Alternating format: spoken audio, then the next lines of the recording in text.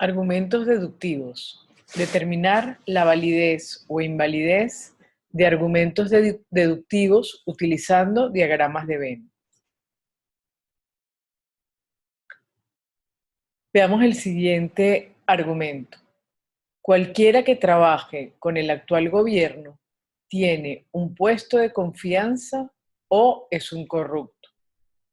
Pedro no tiene un puesto de confianza y tampoco es un corrupto. Por lo tanto, Pedro no trabaja con el actual gobierno. Entonces, el primer paso para poder resolver este tipo de ejercicio es reconocer las premisas y la conclusión del argumento. Entonces, aquí tenemos el argumento. Dentro del argumento encontramos que tenemos una palabra clave, que es por lo tanto. Por lo tanto, es una palabra que nos anuncia la conclusión, de manera tal que todo lo anterior son las premisas y lo que viene después de por lo tanto es la conclusión. En este caso, fíjate que tenemos una primera premisa, P1, cualquiera que trabaje con el actual gobierno tiene un puesto de confianza o es un corrupto. Una premisa 2, Pedro no tiene un puesto de confianza y tampoco es un corrupto. Y una conclusión, Pedro no trabaja con el actual gobierno. El esquema general de nuestro argumento, como siempre será, la premisa 1 y la premisa 2 nos llevan entonces a la conclusión. Fíjate lo siguiente, en este argumento hay tanto predicados como proposiciones. Fíjate en la primera premisa, cualquiera que trabaje con el actual gobierno, cualquiera, es lo mismo que decir todos los que trabajen con el actual gobierno. El sujeto no es concreto, por lo tanto, ahí estamos trabajando con predicados. Sin embargo, en la premisa 2, estamos hablando de alguien concreto.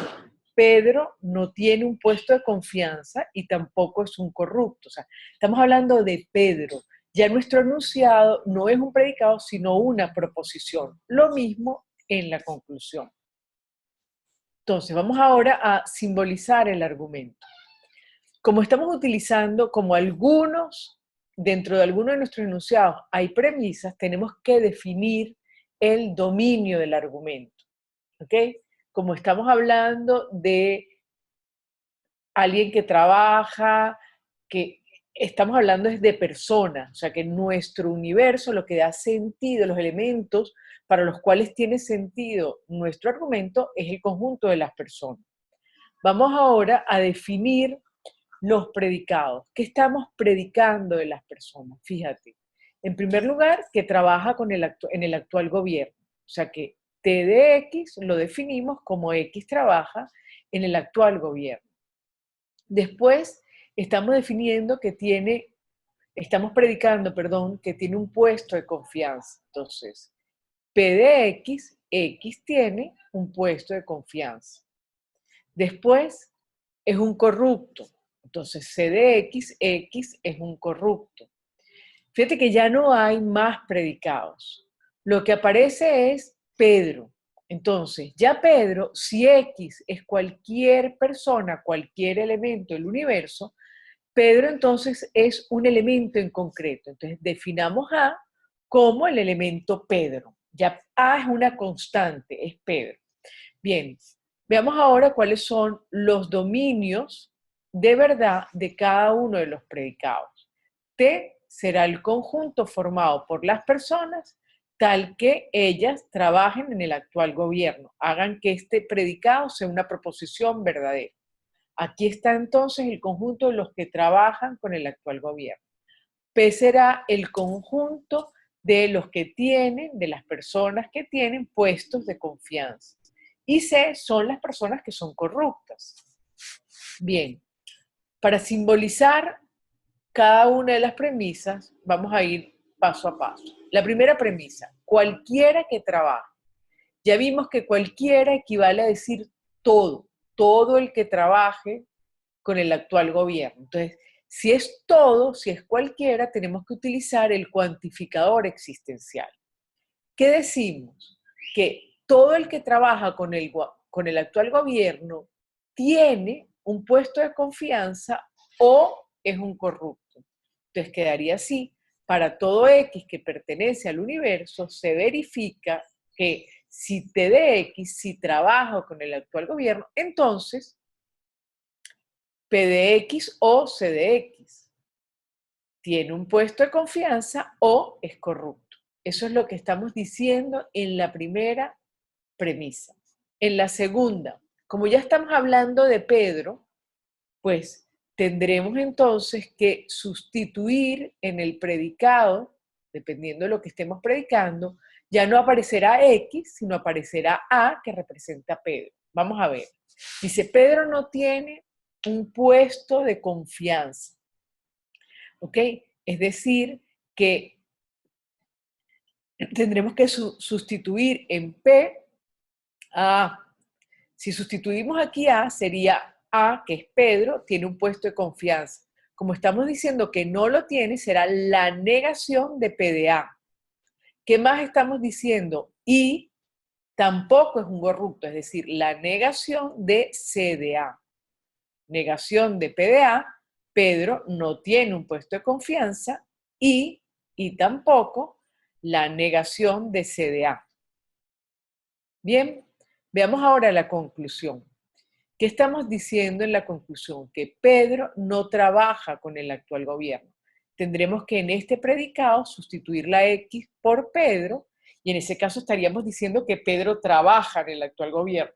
Habrá que negarlo entonces. Entonces será no TDA.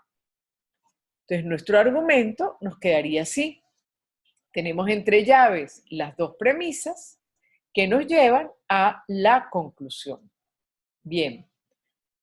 Simbolizado el argumento, vamos ahora a encontrar la simbolización entre los dominios de verdad.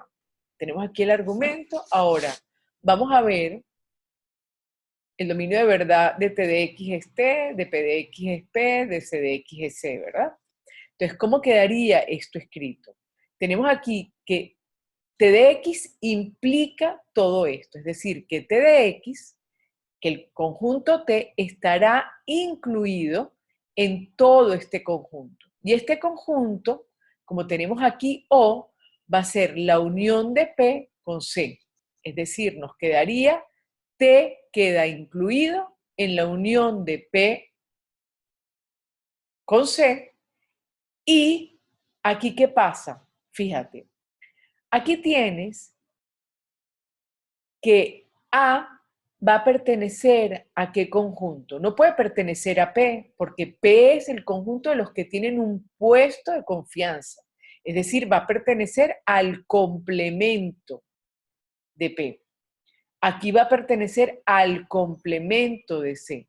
Pero como se están dando estas dos cosas a la vez, es decir, va a pertenecer a la intersección de los complementos. Y aquí, en la conclusión, tenemos que A va a pertenecer a el complemento de T, porque lo que se cumple es no T de A. Bien, encontradas las relaciones entre los dominios de verdad, y en este caso A con esos conjuntos, vamos entonces al último paso, que es la simbolización, perdón, el dibujarlo, esa simbolización, dibujarla en los diagramas de Venn. Fíjate, ¿cómo podemos dibujar esto? Una primera manera sería, primero dibujo el universo, que son las personas, y dibujo el conjunto P y el conjunto C. Fíjate que P y C, lo que me dice la primera premisa es que están unidos, ¿ok? P podría estar aquí y C aquí, pero también P podría estar aquí y C puede estar por aquí y no tener uno que ver con el otro. O sea, ser conjuntos disjuntos, como lo vamos a ver en la otra manera de dibujarlo. Pero empecemos por esta. Sé que T tiene que estar incluido en la unión de estos dos conjuntos. Bien, la unión sería lo sombreado en rojo. T tiene que estar aquí adentro. Entonces, podemos dibujarlo aquí, pero también hubiéramos podido dibujarlo aquí, hubiéramos podido dibujarlo aquí. ¿Te das cuenta? En todas esas gráficas, aquí donde aparece ahora, o aquí, siempre dentro de los sombreados, se me está cumpliendo la primera premisa. Veamos ahora cómo graficaríamos la segunda premisa. Me dicen que A pertenece a la intersección de estos dos complementos. Fíjate, el complemento de P son todos los elementos que están fuera de P. ¿Ok? El complemento de C, todos los elementos que están fuera de C. Si yo intersecto esos dos conjuntos, me queda lo sombreado en azul. Pues bien, A tiene que estar en lo sombreado en azul. En cualquier lugar, en lo sombreado en lo azul. Entonces, ya dibujé la primera y la segunda premisa. Lo que tengo que ver es si se cumple la conclusión. Fíjate, A pertenece al complemento de T, efectivamente. El complemento de T es todos los elementos que están fuera de T. Y A está ahí. A está en el complemento de T. Por lo tanto, se cumple, se verifica la conclusión. Vamos a ver otra manera de dibujar. Supongamos que P y C no se intersectaran, ¿ok? Entonces, lo que se me dice es que T está incluido en la unión. La unión es lo sombreado en rojo. Entonces, T, para que esté en la unión, tendría que estar o bien aquí o bien en C. Son dos maneras distintas también de dibujar la premisa 1. Dibujemos ahora la premisa 2. La intersección de los complementos de P y C es lo sombreado en azul y A tiene que estar ahí. Vamos a ver si se cumple la conclusión. A efectivamente está en el complemento de T.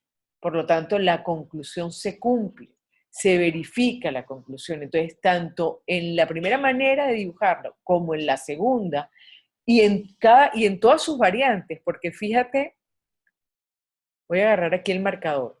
Si yo hubiera dibujado T en vez de aquí, aquí, ¿verdad? También, fíjate que se cumple lo mismo que si yo hubiera dibujado T aquí. O sea, T tiene que estar en lo sombreado. Puede estar donde lo dibujé, puede estar aquí, puede estar aquí. Para todas esas tres posibilidades, se está cumpliendo la conclusión porque A está aquí y A va a estar en el complemento de T. Lo mismo pasa aquí. Aquí tenemos la premisa 1, pero T podría haber estado aquí. Y también en este caso se hubiese cumplido la conclusión. Es decir, que puedo decir que por conjetura el argumento es válido. Y solamente llego hasta aquí. Tengo bastante prueba de que el argumento es válido, pero no la suficiente como para decir está demostrado. Para eso tendré que utilizar las reglas de inferencia.